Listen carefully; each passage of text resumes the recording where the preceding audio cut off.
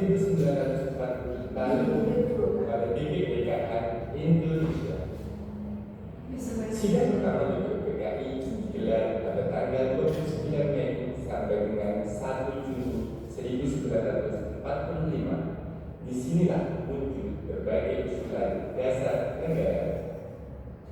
Tokoh pertama Muhammad Yamin mengusulkan 5 asas, yaitu kebangsaan, berkemanusiaan, perhubungan, kerakyatan, dan kesejahteraan sosial. Tokoh kedua, Supomo, mengusulkan persatuan, kekeluargaan, keseimbangan lahir dan batin, musyawarah, dan keadilan rakyat.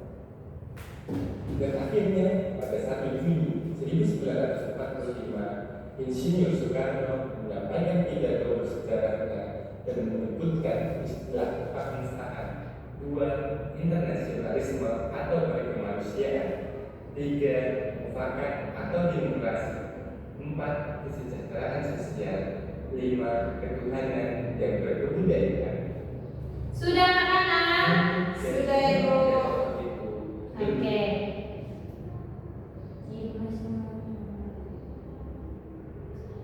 Nah, anak-anak coba anak-anak perhatikan siapa saja tadi tokoh-tokoh yang muncul dalam video.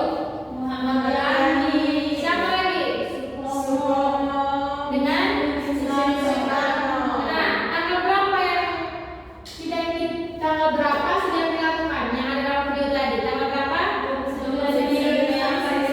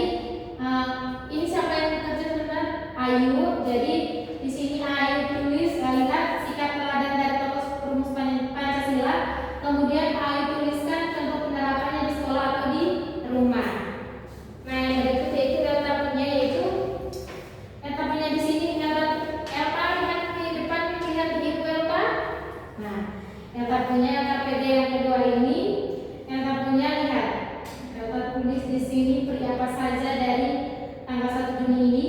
Terus nanti ada garis tanda panah ini di siapa yang merumuskan Pancasila.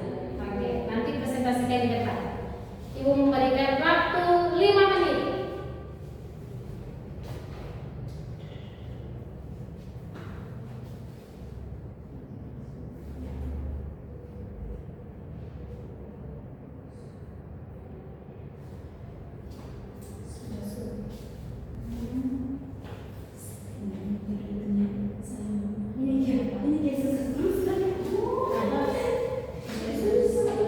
Ini berjuang keras demi kemerdekaan ini apa? Ini ceritanya.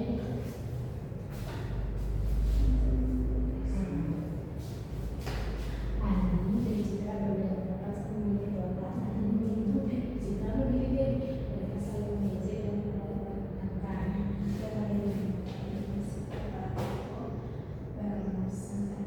mereka itu harus saling menghargai pendapat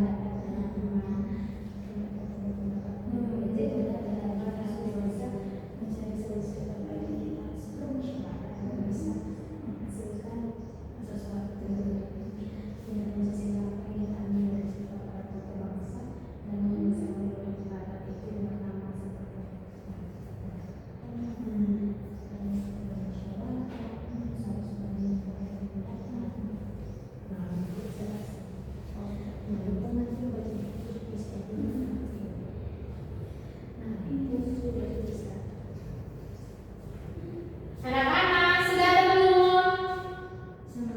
Sementara. Oke, 1 menit lagi. Apa semua anak-anak? Ibu minta kesempatan yang pertama yaitu Lili maju ke depan untuk mempresentasikan hasil kerjanya.